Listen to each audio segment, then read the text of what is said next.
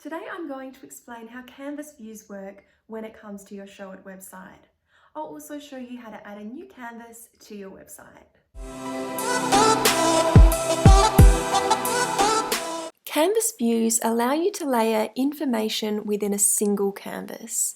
For instance, say that I have several testimonials that I want to display. Instead of displaying each one separately, I want them to appear on one canvas, fading in and out one after the other. This can be achieved using Canvas views. To show you how to add Canvas views to your own website, I'm going to be using this testimonial section as an example. So at the moment, I've only got a single testimonial on this particular page. I would like to display several testimonials though that my website visitors can click through. As you can see, I've already designed this section in both the desktop and mobile views. This makes it much easier when I'm duplicating Canvas views to add more testimonials, and it also saves me from having to design each Canvas view individually. Okay, so from here, the next step is to create the Canvas view folder. We simply need to select the three dots next to the canvas that we're adding the folder to, and select Add Canvas View Folder from the drop-down list. We then want to move all of the elements into the folder.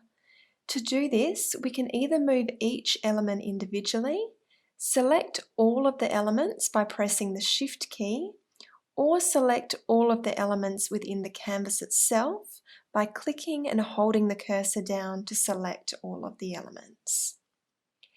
Anything that needs to change as we scroll through each view needs to be in the folder.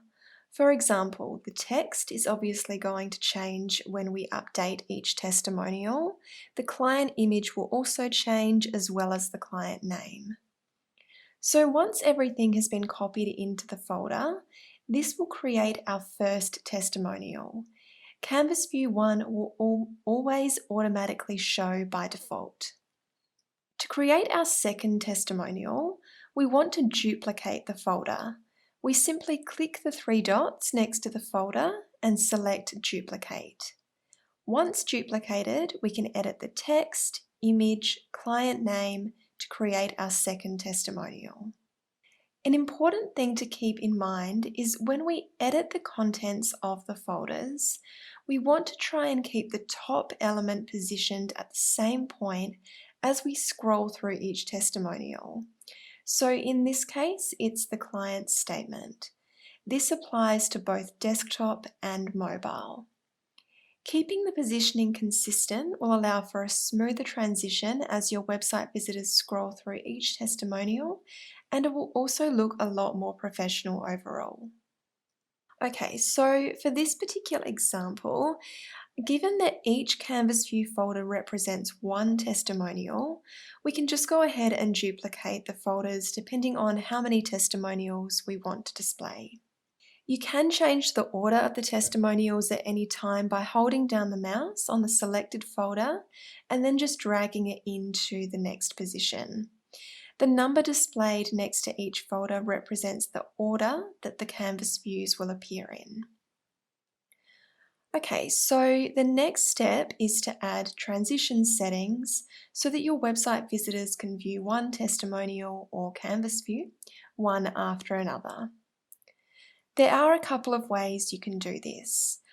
So the first option is to incorporate automatic transitions. This allows you to display each Canvas view for a specified amount of time before switching to the next. This setting is commonly used for testimonials, however, it is one that I wouldn't recommend. I'll explain why in a minute. So to add automatic transitions, all you need to do is select the canvas containing the Canvas View folders, select View Transitions from the right-hand side menu, check the Auto Advanced View box. This is what will trigger the Canvas View to transition automatically. And then you can enter the number of seconds that you would like each testimonial to display for using the time field. Lastly, you can update the transition effects for how you want each Canvas view to appear and also disappear. You can select from fade, slide, bounce, zoom, and there's a few more options there as well, as you can see. Okay, now here's why I wouldn't recommend using this feature. Using automatic transitions can actually create a negative user experience for your website visitors. Think about it. There is nothing worse than being in the middle of reading a testimonial only for it to suddenly disappear and for another one to take its place. Unless you incorporate buttons, there is no way for the user to go back and finish reading the testimonial unless they wait for it to circle back to the beginning. So what should you do instead? Allow users to click through the testimonials at their own pace using transition buttons. This will create a much better user experience and also allow your users to read your amazing feedback without being rushed. So let's talk about how to create the transition buttons. Showit allows you to add design icons such as arrows or even text boxes so that users can toggle through each Canvas view. Unlike your testimonials within the Canvas view folders, these design elements can sit outside of the folders but still within the main Canvas section. This prevents them from disappearing as the Canvas views change. Okay, so firstly we need to add our icons. To do that, we can hover over the Design Elements icon and select Icon from the list. By default, it will import this smiley face icon from the Showit collection. To change it, we simply need to select Icon Chooser from the right-hand side and select our desired icon. So I'll select the arrow icon. Now, I need one more arrow to create our button for previous testimonials. To add another icon, I can either copy and paste or repeat the steps that we just did. For convenience though, I'm just going to copy and paste. Now, as you can see, both of our arrows are currently facing the same direction, so we need to rotate one of them. To do that, we just go to the Size and Position tab and enter 180 to rotate it 180 degrees. Switch to mobile and do the same. For convenience purposes, we can then go ahead and rename our icons in the left-hand menu to left arrow and right arrow.